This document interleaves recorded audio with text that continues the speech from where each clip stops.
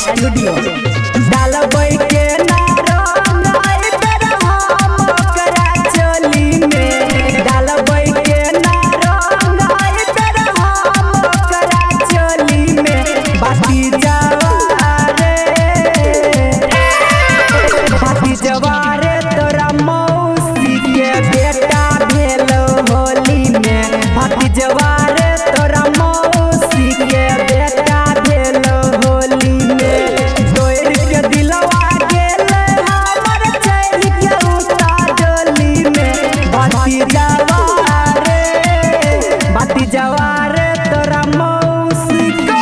बेटा भेलो होली में बाती जवारे तोरा मौसी के बेटा भेलो होली में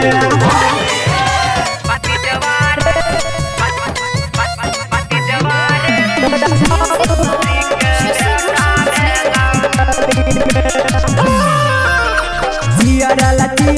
लागे अब कर उधोरी छुआला पकहे हम छिए लगे तोरी चियरला लागे अब कर उधोरी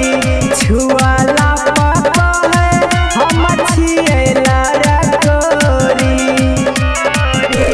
लागे छे कलुआ खाई खूब हलवा बैठ के उता बोली बाती जवारे तोरा मौसी के बेटा भेलो होली में बाती जवारे तोरा मौसी के बेटा भेलो होली में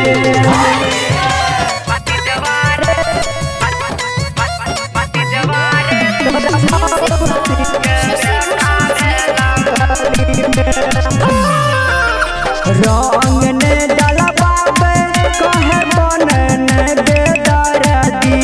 धली है बेटा बाके जीजा जी हो सरदी रंग ने डलबाबे कहे बनन दे दरदी धली है बेटा बाके जीजा जी हो सरदी राइटर कमलेश प्यारे लाल गुस्सा भरल बोली में बाती जवारे तोरा मौसी के बेटा भेलो होली में बाती जवारे तोरा मौसी के बेटा भेलो होली में बोलिए रे तिलक रिकॉर्डिंग स्टूडियो लो भाई एना मुंह लग जाते पिया बैठल पिलो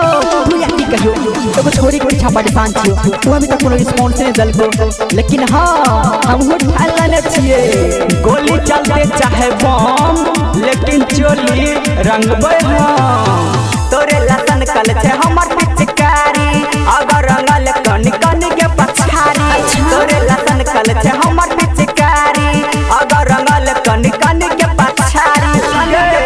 अपन छुआ दे अपन जवान गे भगवे की नहीं गोली चले चाहे बम गे अगर चोली के रंग बम गे गोली चले चाहे बम गे अगर चोली के रंग बम गे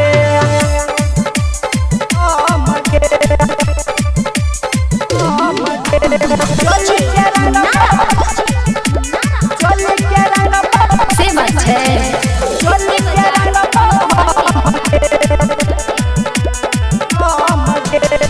ऊपर से नीचा तोहर बगीचा रंग दे बहुरा गे चल पबोली लगा दे बछौरी लिटिल तो सब छौरा गे लिटिल बछौरा ऊपर से नीचा तोहर बगीचा रंग दे बहुरा गे चल पबोली लगा दे बछौरी लिटिल तो सब छौरा गे अखा के आल छियो हम कसम गे भगवे की नहीं गोली चले चाहे बम गे तोहर चोली के रंग बम गे गोली चले चाहे बम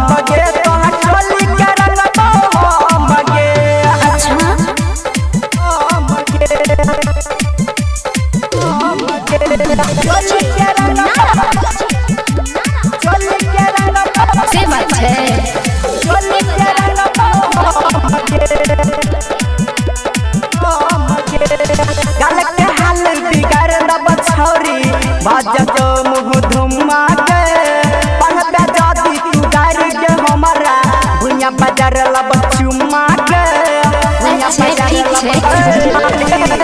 गलत के हाल बिगाड़ दब छौरी बाजत मुँह धुमा के पहबे जाती तू गाड़ी के हमारा भुइया बाजार लब चुमा के प्यारे लाल देखा दे तो धम गे अच्छा गोली चल चाहे बम गे अब चल के रंग बम गे गोली चल चाहे बम गे तोहर चल के रंग बम गे